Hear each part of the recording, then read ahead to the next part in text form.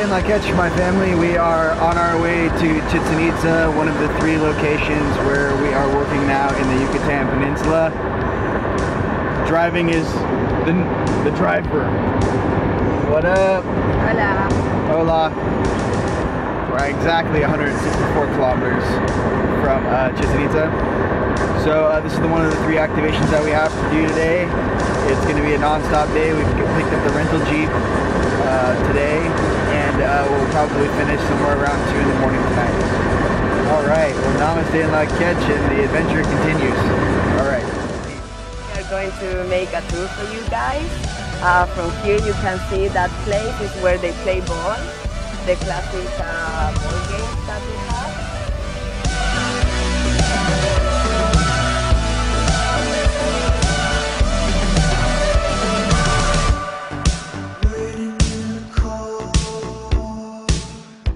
Place they know as the 1,000 pillars, that the word the warriors are there.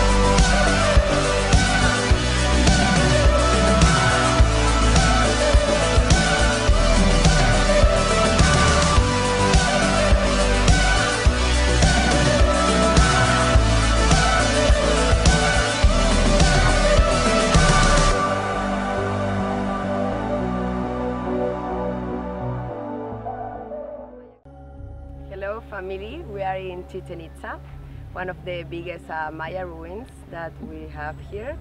We are in the north of the Yucatan Peninsula, and this is the biggest pyramid here. It's the pyramid that you see from the outside was built by the Tolteca civilization, but there is actually an inside pyramid that is like the same, that was built from the Maya. And these stairs have 91 steps that you multiply for 4. It's like all the Maya calendar. That's how they use it between, I don't know, they were seeing how much the shades and everything. And in the 2 equinox of the year, the one in September and in March, you can see a snake, the shadow of a snake, coming down in zigzag. That's how they represent there the pillars with the head of a snake. And now they are fixing it because everybody here is preparing for the solstice and for the equinox. I'm very happy for that, that at least this country is preparing everything for receive this energy. And that's it for this shot. Namaste. Namaste and Lakech, my family. We're here in Chichen Itza in the Yucatan Peninsula. Last night was crazy, I should say. Thunderstorms and federales running after us through the jungle, but we got the job done. And after we explained everything, it was pretty amazing. We're gonna go ahead and pause right there. We'll go ahead and recap on that in a little bit. But right now, we're gonna show you guys the main temple here in Chichen Itza. And there's a bird called the quetzal. And if you listen really carefully, when I clap my hands, the sound of the bird echoes out the top of the chamber. So let me see if we can get it going here.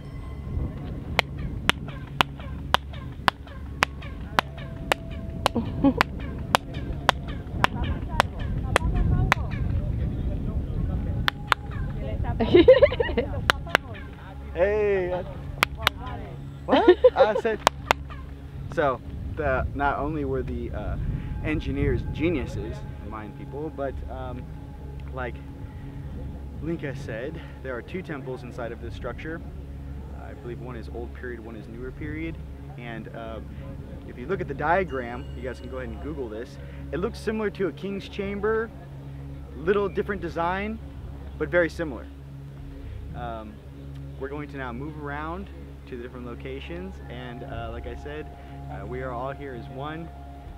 After we explained to the Federale police force that were hunting us through the jungle, and the groundskeepers, once we were done, mind you, what we're about, what Team Light is about, how we operate, what this is about, they were actually very excited. They're like, Team Light! I'm like, hit it up, we're here. So the key in oneness is communication. The key in oneness is understanding that we all have different cultures, we all come from different places. I am part of the Eagle tribe from North America. This is the Condor tribe down here in South America. But the unity of all tribes is what Team Light's all about. So until the next location, namaste and laket. Hello family, now we are in front of the place where they did the human sacrifices, and I want to explain something, and it's that all the human sacrifices, they were never for the gods, because a god will never ask for your blood. The only dark entities will ask for your blood. So all the priests in these different temples, especially from the Yawar temple, they were lying to the people, because the gods, they never asked your blood. There were some prearranged blood pacts that the priests made with different kind of dark entities. And what was this pre-contract was about? These dark entities want the blood of the people, and the priests, they give the blood, but they want something else, like psychic powers or supernatural abilities, whatever. So just for me clear, the Mayan culture, or Aztecas or Toltecas, they really have a nice concept of the gods, but in some point of the history, this was ruined, because you can see how such a nice civilization like the Mayas, that they were so smart and everything, they did a human sacrifice. That doesn't make sense, right? How a culture like that do human sacrifice. So it doesn't make sense, because it wasn't right. It wasn't the gods, the one that the one that did all this, was actually dark entities that they were kind of begging for the blood of the people. And why blood? Because it's an emotional, high vibrational liquid that they don't have. So if somebody was thinking why they did human sacrifices, it's because the priest of some kind of temple, they make some contract with dark entities before. So here's the place, you can see perfectly where they did the sacrifice or cut the head or whatever. So again, if you are making a contract or a blood pact with some entity, you just remember, if somebody asks for your blood, it's not a light being. So never give your blood to anybody, because that's only darkness. Namaste. Hello, brothers and sisters.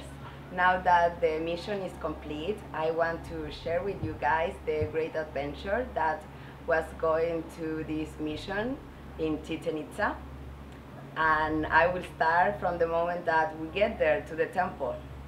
We were all ready with our bags, our gear, our armor and everything, and we tried to get inside, but the guards didn't allow us, because we have so much stuff, so much gear, and they want us to pay so much money for recording and everything that we just couldn't get in the ruins. So didn't matter, because nothing was stopping us in that moment. We were so focusing that we went back to the car, we leave everything, we take our armor, our wands and everything, and we get in the jungle. We kind of have to run a little bit, because was guards everywhere and the federal police was there too. So we just get in the jungle, walk a little bit in that density, because it's not just a pass, it's really dense, everything there. So we get to some point, a specific location, and we start doing the activation, and was the first time that we have to manifest a mission in mute. We couldn't speak or say anything because actually the guards were looking for us, so we were like against time and really hiding under the trees, doing everything quiet. So we start doing the activation, and for my own experience was the activation that we were under attack like all the time. Never happened that many dark beings tried to get inside our circle. It wasn't weird, but was kind of annoying because it was too much dark beings trying to get in, but don't worry, because it wasn't a problem for us. So we did the activation, and many things happened because the energy was so huge, big, amazing, and different. It was very different than the other activation in the US. We are not in the North Hemisphere anymore, and the energy was different. And what I can say is that the anatomy of my body really changed. Inside my body, some parts or organs, they really mutate or morph because so much chi was passing through my vessel that everything changed. So we did this activation, and we take our gear and try to get out. And I was walking in the first, and when I get out from the jungle, the federal police was waiting for us. And for me, it was so funny because the facial expression of the federal police when he saw me with my hat, my armor, and everything, he just smiled and think, "Oh my God, I'm so lucky that I have to arrest this woman." And after I get out, another police came, and the guards came, and they were like, "Hey, you are entering illegally in this archaeology stuff." But actually we weren't, because we have our ticket and everything. And after that, Rion came out from the jungle with his huge armor and his huge stuff. And the guys were like, "What?" They didn't understand who we are or what we are or like anything. They really think that we are like guns, something like that. And they start saying like, "Hey, you are illegally here. We will take you to the office, the federal office, and we will see what we will do with your arm, with your guns," not guns, wands.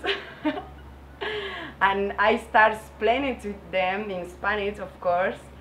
I took like 20 minutes talking to the guard while my boobs were talking to the federal police because they couldn't stop smiling at me. That was very fun.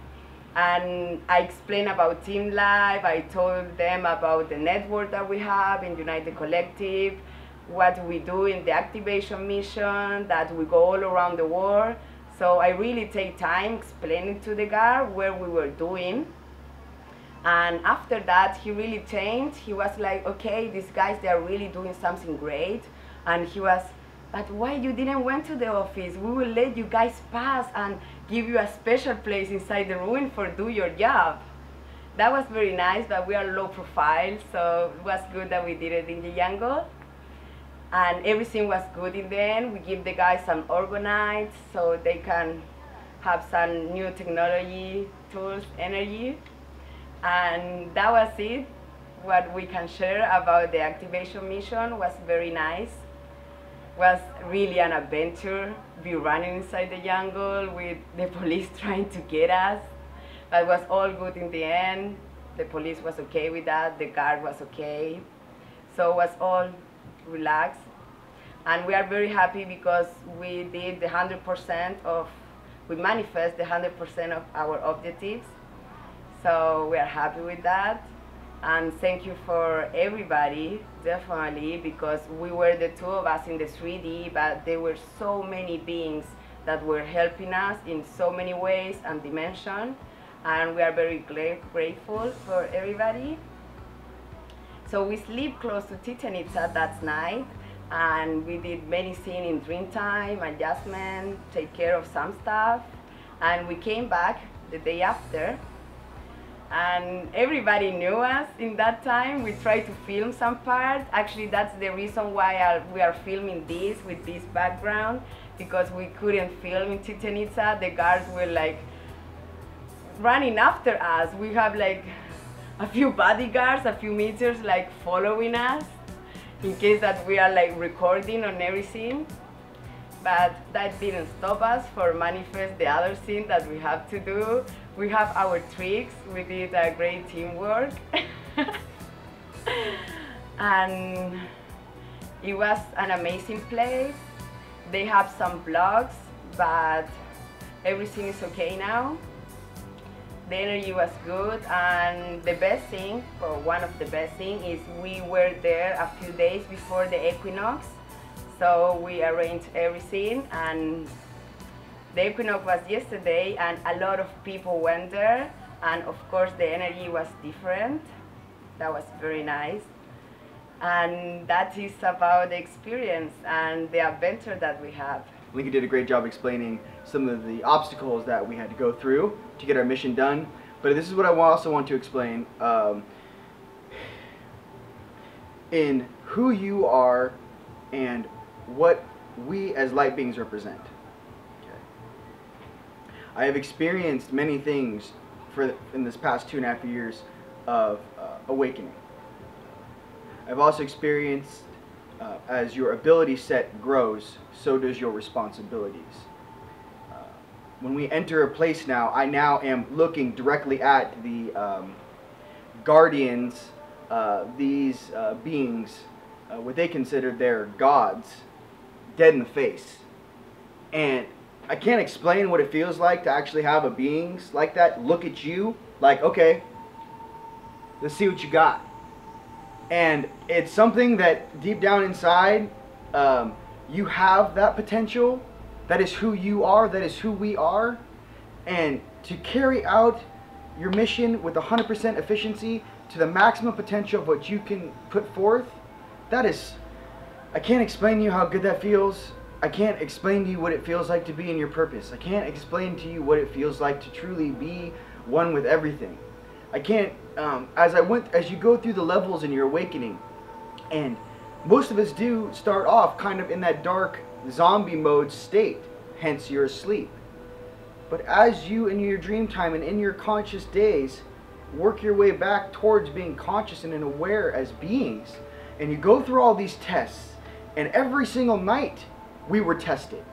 Every single night I was tested on your past, the death of the old to create the new. You cannot carry some of these lower frequency, even memory strains with you, because there's so much to learn, there is no room for it. Your frequency shifts. And what I mean by this is, imagine your entire life, right, is in this frequency, this bandwidth. This is called the red frequency. Okay, fantastic. You're like everyone else on planet Earth.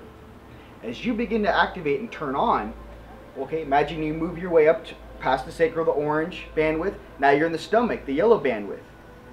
Now imagine all of your energetic missions or purposes or lighting the grid up happens in a specific bandwidth. Therefore, that frequency that you're now carrying, say it be yellow or say it be green, go green baby, green's awesome, come from your heart. All of your ability sets are in the green zone. So it's not that you don't carry these lower frequencies or have knowledge of them, but guess what? They have nothing to do with what you're about to do or what you're going to do. They have no frequency equivalent in your vibratory state when you're activating. I'm trying to explain some things that the visual aids will help, but to understand that to do some of these supernatural things, which are not really supernatural, it's who you truly are. Where we truly come from. I'm a blue being. Linka is a blue being. I come from a blue star. Okay. Some of us star seeds who engaged in this incarnation, remember who you are.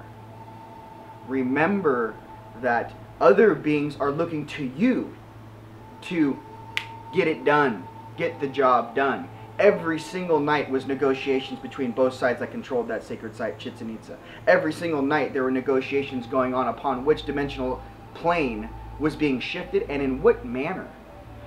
In the beginning, if you guys are watching the older videos, when we first started waking up, I was fireball. I was like, yo, we're going to get this thing. I don't care what's in our way. As I'm growing up spiritually inside, you begin to develop a sense of parenthood.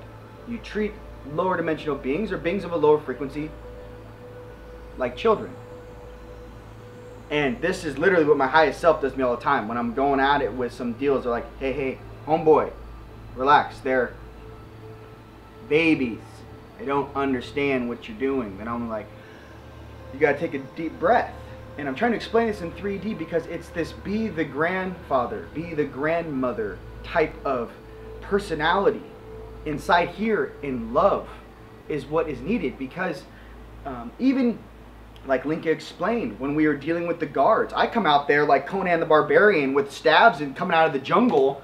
I don't know if we're scrapping. I'm like, I don't know about you, but I'm not getting in your car and you're not taking my gear. So that's where we are right now. That wasn't going to happen.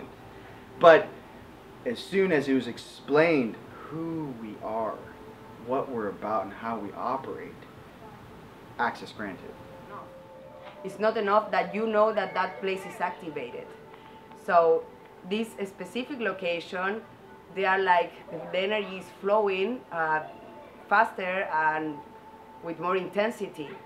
So what I recommend is like the next time you have holidays, don't planificate your holidays to a nice beach or to a nice place or party or to see like an old building like the Coliseum, for example.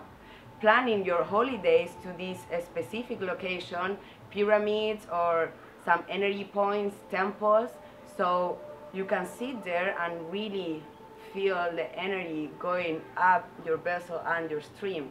So start using Gaia help and the guardians of that places. So what I want to sell is a calling for everybody for start going to these spiritual places, for start using the energy. Because again, if we activate a place, we really will love that you guys enjoy that place and to use it. So again, start going more often to these amazing energetic places. And that's how you want to operate in this plane. Because no one likes to be the bad guy, even though they pretend, right? And this duality game split, right? As I advance more, I'm more like dark matter.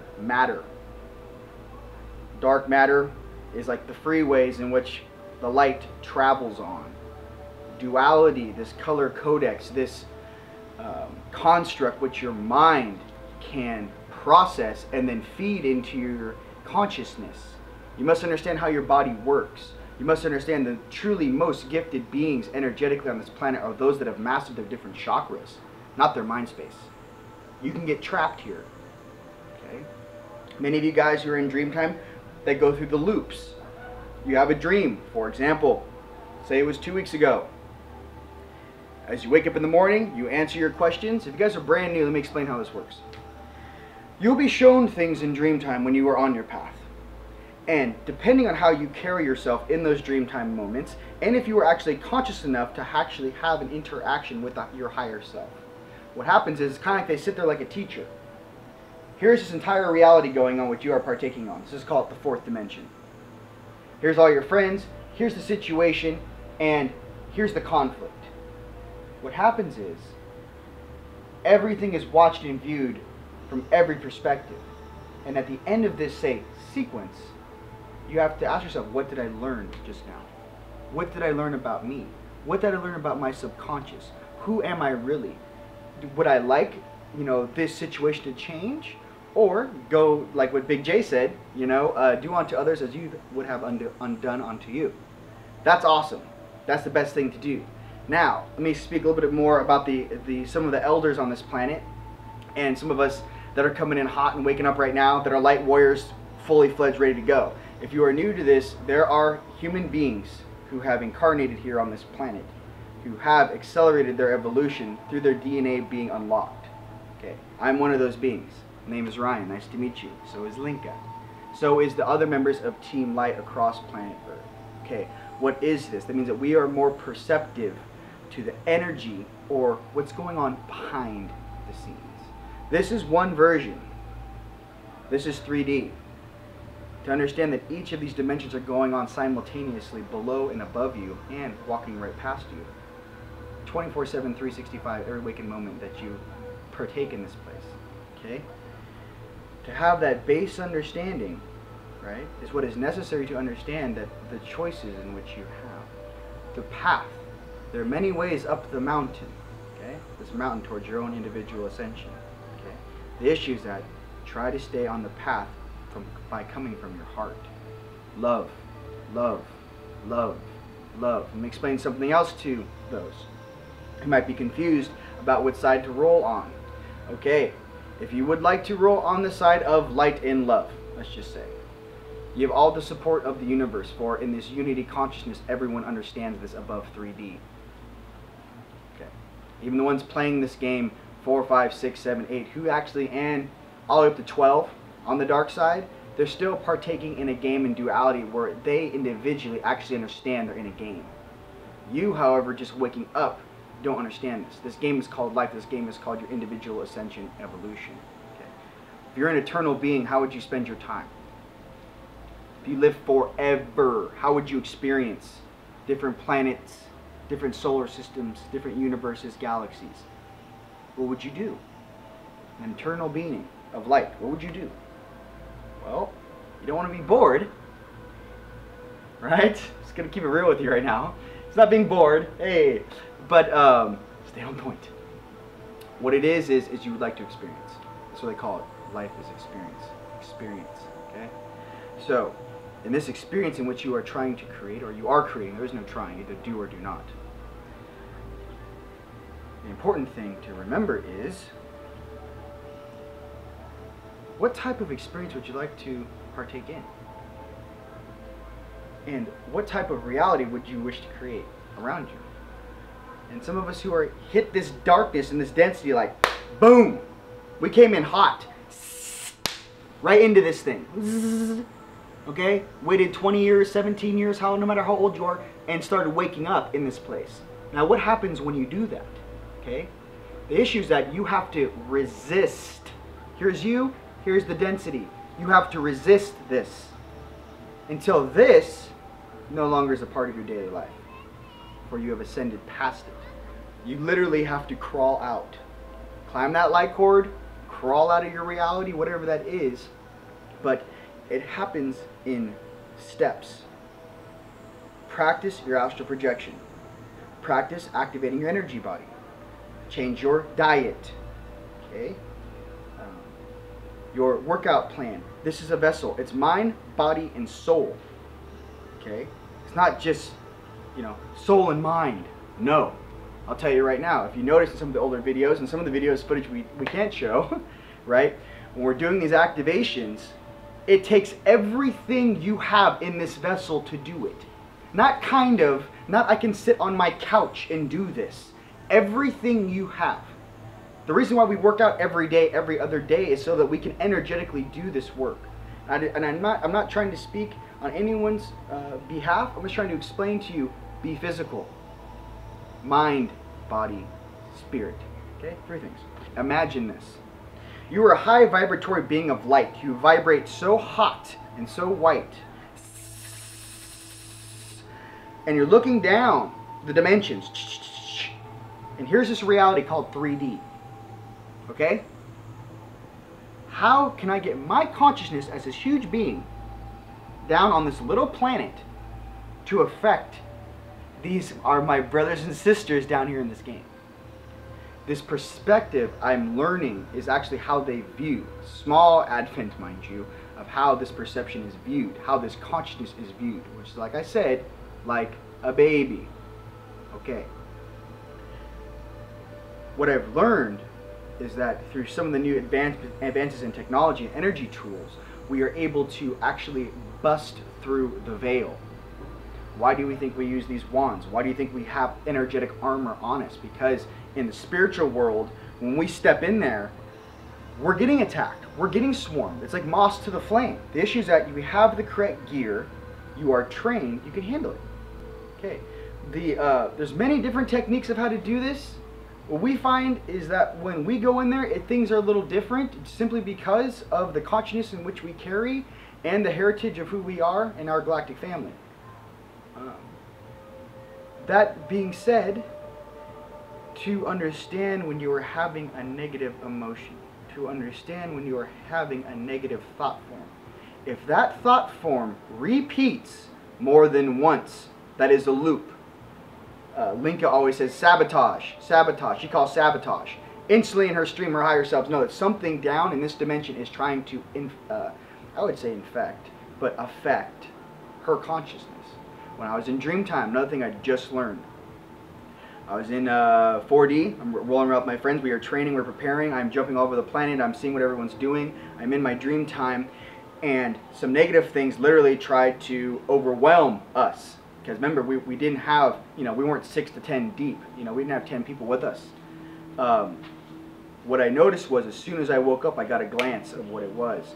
I saw my stream of consciousness, here's my stream going all the way up, here's all my higher selves going up the dimensions, here's the dimensions below me, okay? When I looked over at my stream to the left, I saw a light cord going off. Remember I said cut all attachments. This is why. I'll explain to you. Saw the light cord attached to me. I saw a dark entity standing about 30 yards away from me like this. Literally trying to affect my consciousness. Affect my stream. This is what it's like. You have a negative program literally trying to hack your consciousness. Just as we as light beings are affecting the board in a major way across this planet, for it is time in this cycle for this to happen. Okay? The planet is on our side. Okay? This planet will shift. The issue we're working for is that in the manner of that transition. The goal is gracefully. Okay? So, as soon as I looked over and I saw the guy literally trying to hack my consciousness and where these negative programs were coming from, instantly addressed it. But it wasn't until that moment that I actually understood how beings actually can step onto your stream and try to bang on you, literally, into your conscious stream. That's how it's done. Okay? Most energetic beings that aren't on, those guys are up on you, whispering in your ear, blah, blah, blah, blah, blah. When you have a perimeter set, when you're actually a being who's awake, it's like a guy in a crowd, you're golfing, and some guy's trying to be like, hey, you're gonna miss the ball! Hey, you're gonna miss the ball! It's like that. You're like, shut up! Let me just, hole in one this bad boy. That's kind of what it's like. I want to give you guys some of the visual aids to understand where some of these things and how they have access to you. Okay. Cutting these attachments, snip, snip. It's not that you are trying to cut or remove other beings. The issue is that to be attached to a being who is completely unconscious, okay?